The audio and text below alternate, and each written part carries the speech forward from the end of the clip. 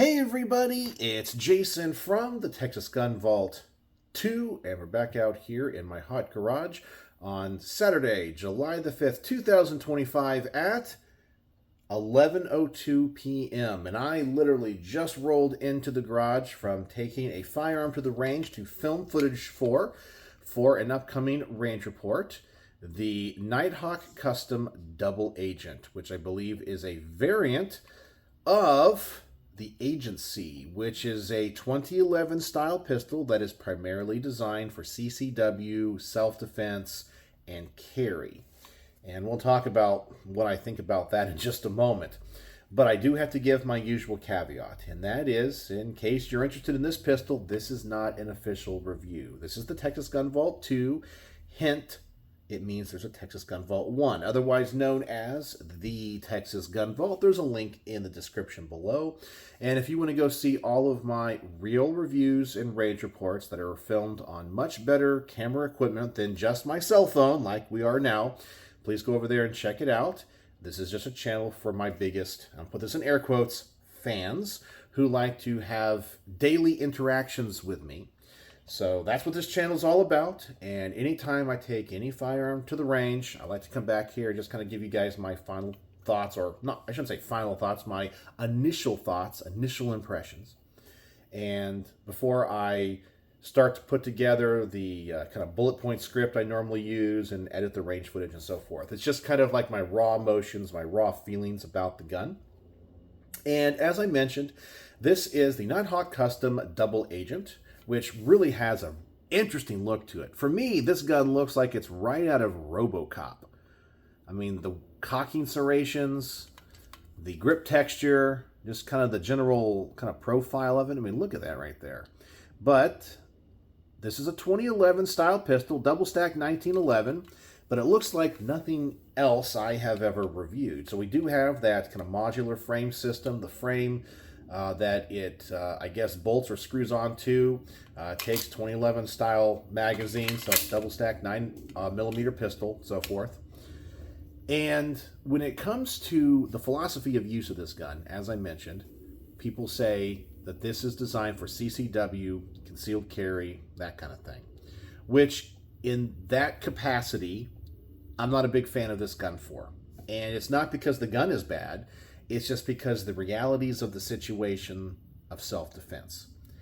In that, if you are ever involved in a self-defense situation, even if you don't discharge your weapon, and let's just say you present the weapon, well, especially if you are having to discharge the weapon, even if you are innocent, the people in the moment that are investigating the scene agree that you're innocent, they are still most likely going to confiscate your firearm. It's going to go into an evidence locker until everything is settled.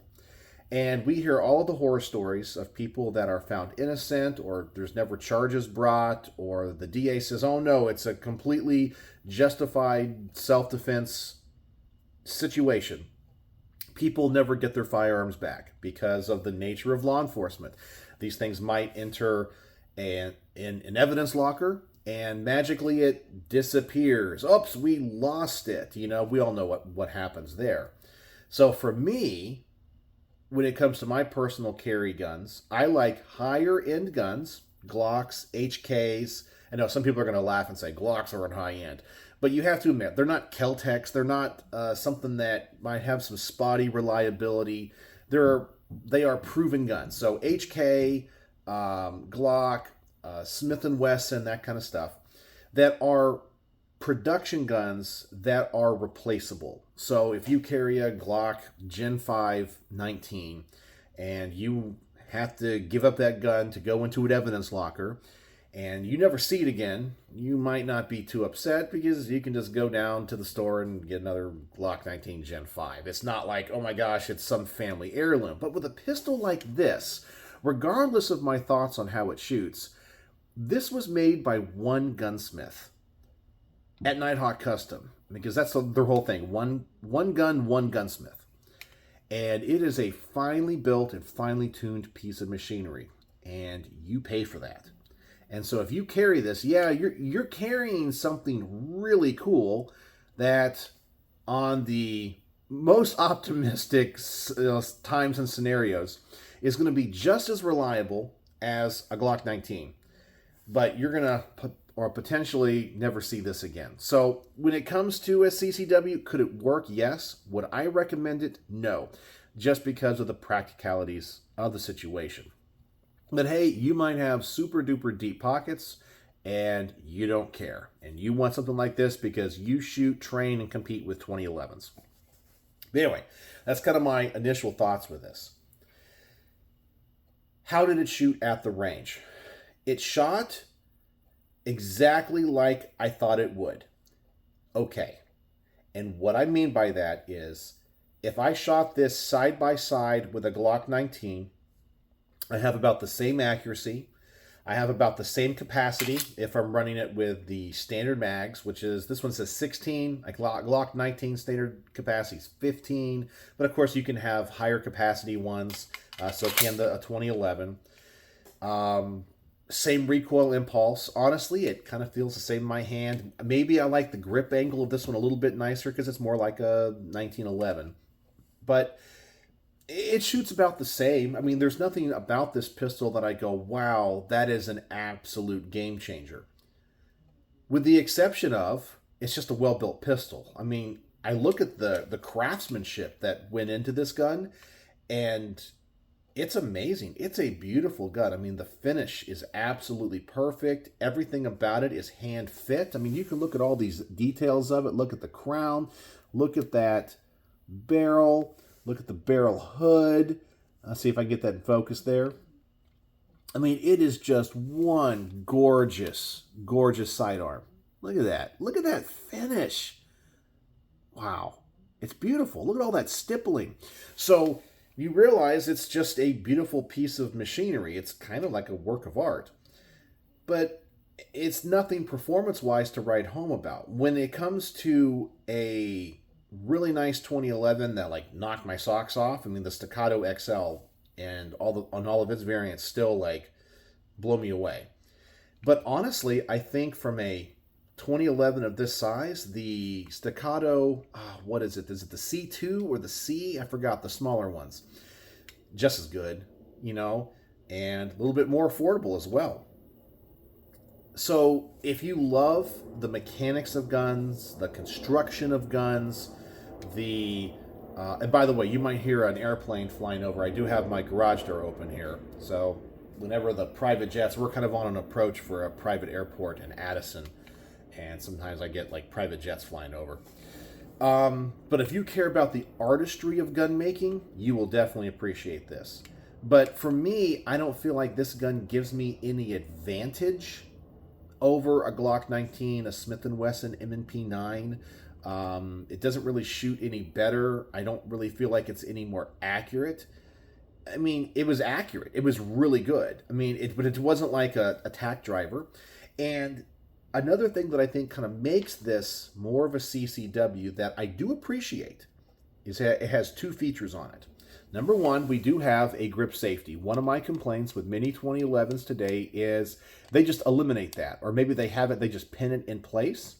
But these are known to have great triggers in them. And if you're going to carry it, I definitely want to make sure you have, of course, a thumb safety and a grip safety. You do not want, I guess we now call it because of P320s, uncommanded discharges or negligent discharges or whatever. This, I think, is a really important feature, and it's great. Looks great. The beaver tail is the perfect length. It's not too stout. You have to have a positive grip on that back strap to engage it. It's wonderful. The trigger is a little bit heavier than many of the competition 2011s I have tested. And sometimes those triggers can be way too light because they're trying to give pistols to people that demand the lightest trigger with the fewest safeties. And a few of them that have been, I guess, designed for the same philosophy of use of this pistol in the past, in my opinion, kind of fail in that department because the trigger's too light and you don't have enough safeties. But this one, I would say, and I have not measured this thing, and it feels like 4 pounds, which honestly I think is a great kind of duty self-defense trigger. Let me get out the trigger pull weight gauge here.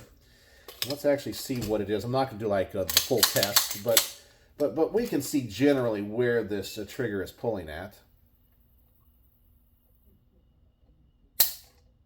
Yeah, 3 pounds, 10.3 ounces, which is definitely heavier than most 2011s. But for what it's designed to be, it's great. But because of that heavier trigger pull, that's more than like 2.5 pounds, I really feel like you get duty accuracy from the gun. And that's not a bad thing. It's just this is not a competition gun. So when I shoot so many 2011s that are, and then I shoot this, it's like, you know, it doesn't really have any features a 1911 doesn't have. It doesn't really shoot better than a 19, but it shoots good. So if you're looking for a really expensive carry gun that is literally artistry, I mean, this is the pistol for you. But then you run the risk of, you know, if you ever actually had to defend your life with it or defend your home, you can say goodbye to this thing and you'll probably never see it again. You know, that's just what it is. I can shoot it pretty fast. Most of the rounds were on target. It wasn't a tack driver for me. Its duty accuracy worked great. It ran 100%, passed the hollow point test. Yeah, it's just a great pistol, but it didn't like wow me. Does that make any sense? You know, and one of the things that I've been thinking about in the past couple of days, if you guys are followers of Colion Noir's channel, sometimes he makes videos where he interviews people. I guess he has like a podcast or whatever.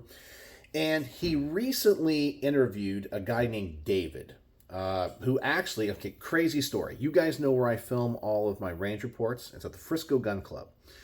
I know that Colion Noir, well, he might not be a member there anymore, but for a while he was, because if you go back and look at some of his way early videos when he started to like make higher production stuff, all of that was filmed at the Frisco Gun Club.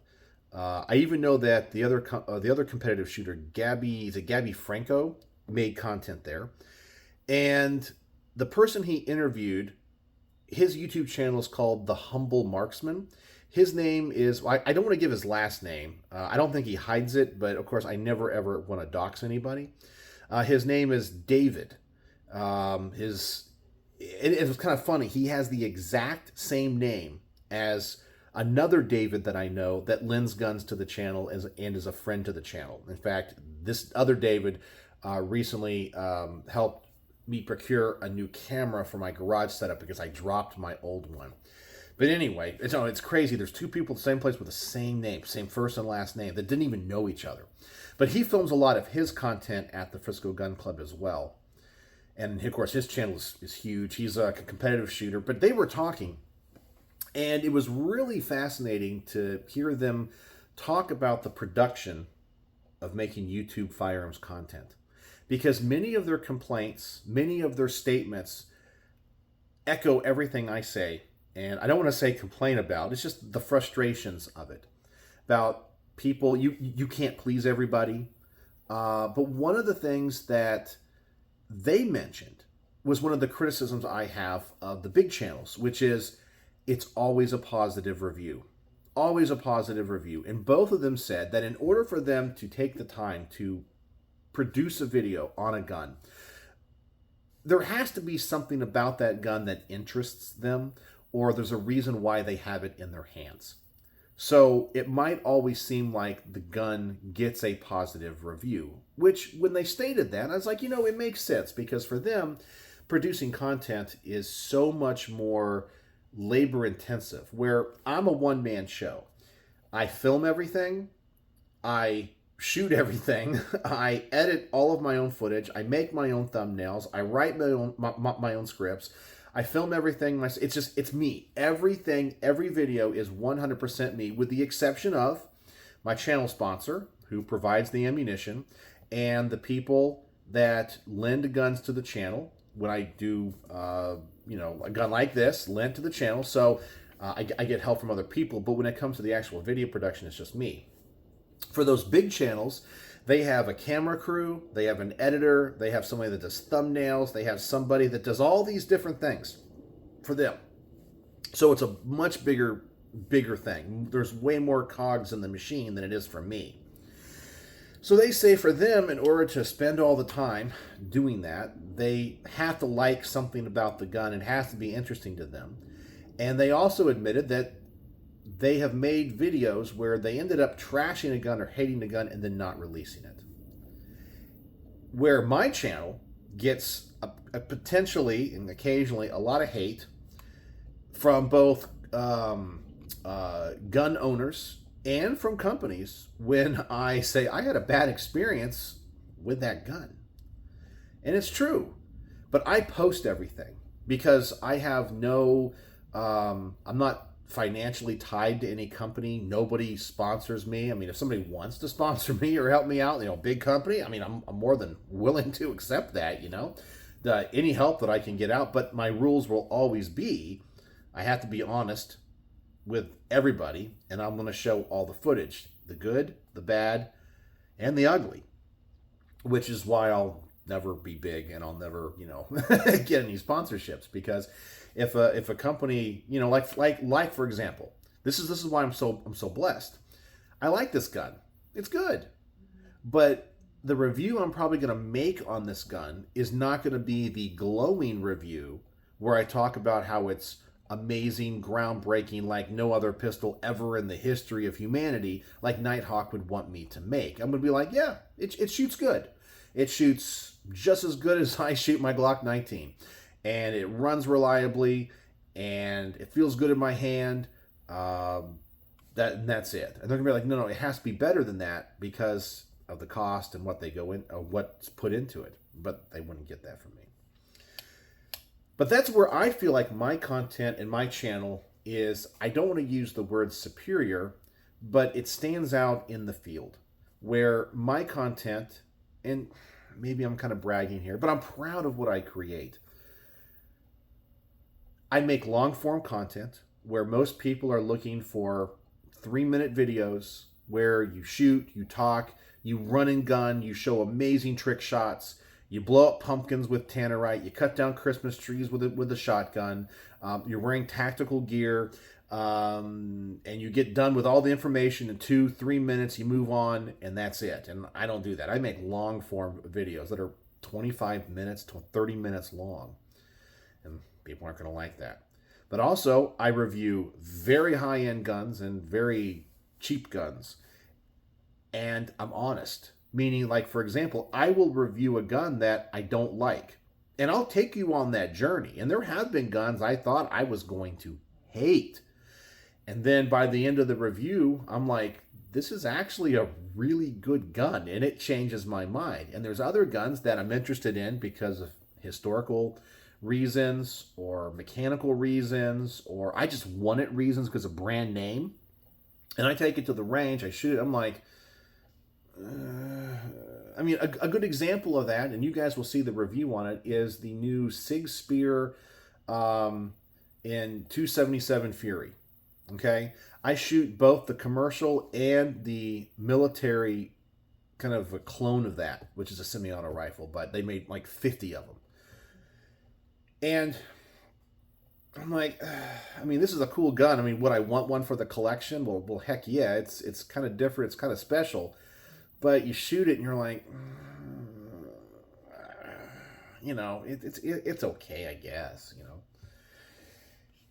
But I tell you guys that, and I take you on that journey with me. And that's where I think I stand out. You don't know. I like to think that when you watch a Texas Gun Vault review, you have no idea where it's going to go. If I do something that I guess the younger generation calls meta, which is like the kind of the standard operating procedure. Like, for example, if a new gun comes out and I'm able to review it too, and let's just say it's brand X, Model Y, and the big channels all review brand X and Model Y because it's the hot new thing. And everyone's talking about how awesome this gun is. It's the most amazing thing. It's groundbreaking, whatever. And I get my hands on it, and I'm like, it's not reliable for me, or man, it has hammer bite, or I don't know, it shoots low, the sights are off, or oh my gosh, this thing fell off of it, you know? And people get mad at me. How dare you need to go watch the review from this person? Well, great. I'm not that person. So you don't know how it's going to turn out. And then sometimes other people are crapping on guns. I shoot, I'm like, man, this gun's awesome for me. I think it's cool. You never know. When you start a Texas Gun Vault video, and sometimes I don't even know where I'm going to go when I take it to the range. I don't know. I want you to go, man, is he going to like it or not? In the opening where I talk about the history, the mechanics of the gun, or what is fascinating about it, or what I like or don't like, you guys think already he's not going to like it, or he's going to love it. And then by the end of the review, when I go through my little tests, I'm like, dude, this is the exact opposite of what I was expecting. This is what I discovered. So I like to have that mystery. I know some people don't. A lot of people don't like that in their gun content. There's a lot of people that are always looking for confirmation bias. You know, I own that gun, so I want it to be the best review ever. Or I'm a big fan of that company. Or I like big-time content creator X, and you don't echo his sentiment. Or you do different tests than him. Like, yeah, I do. That's the other thing that I'm real proud of. I'm an average gun guy that makes content for average gun owners. If you're looking to watch people shoot guns like this in competition, and to shoot them at 1,000 yards or whatever, you know, like lob a 9mm, just goes ding, you're not going to get that from me. If you're looking for somebody that's wearing plate carriers or running this in competition with a shot timer, you're not going to get that from me. I'm just an average dude.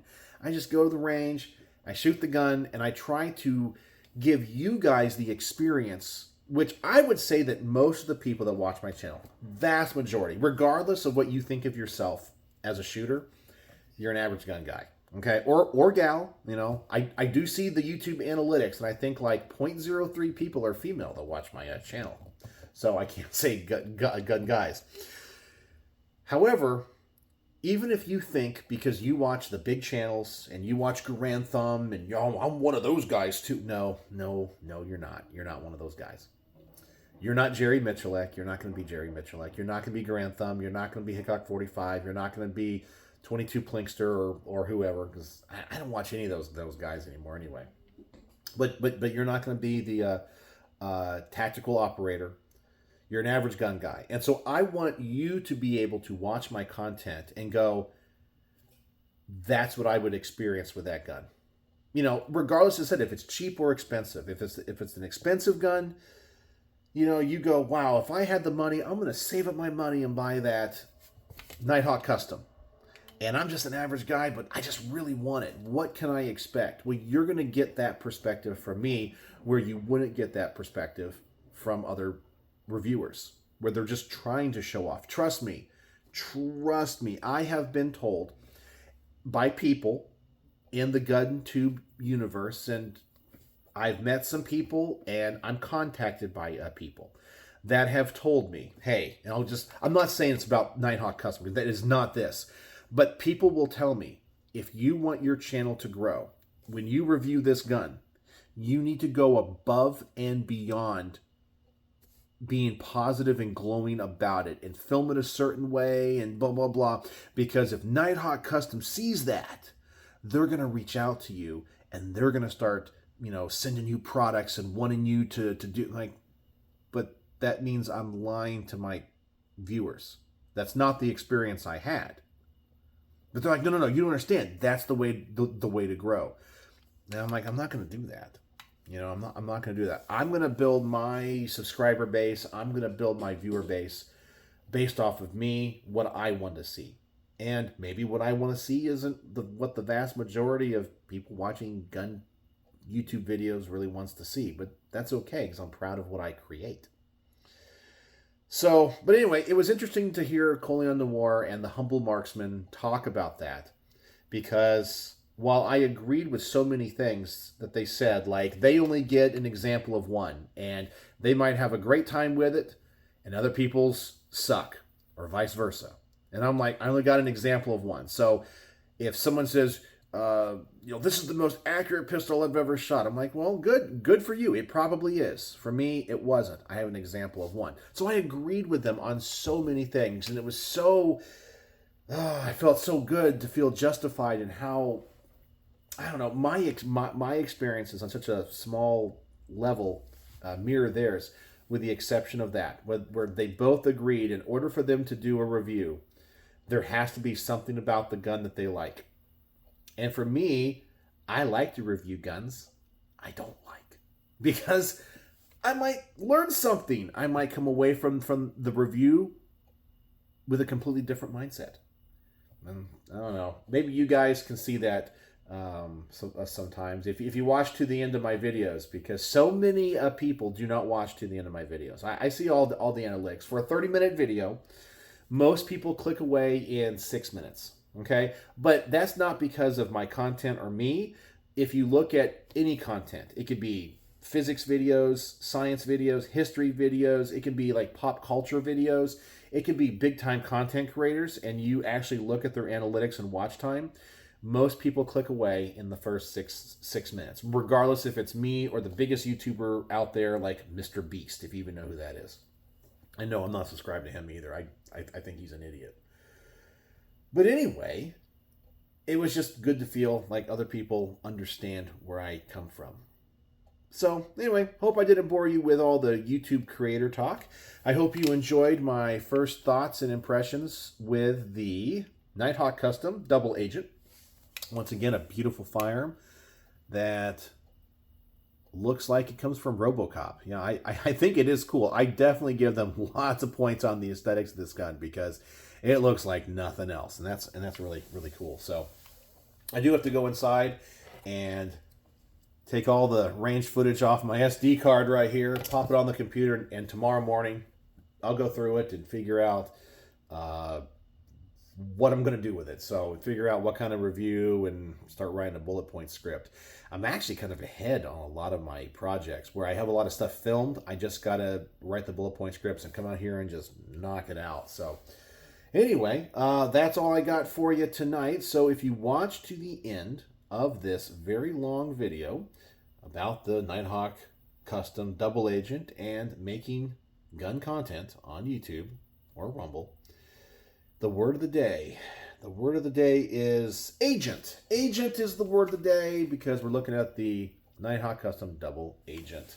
So use that word in the comment, and I know that you are a true vault dweller that did not click away in just 6 minutes. So there you go. So let me know your thoughts about anything we discussed, and I hope you have a wonderful rest of your weekend. So, as always, thanks for watching.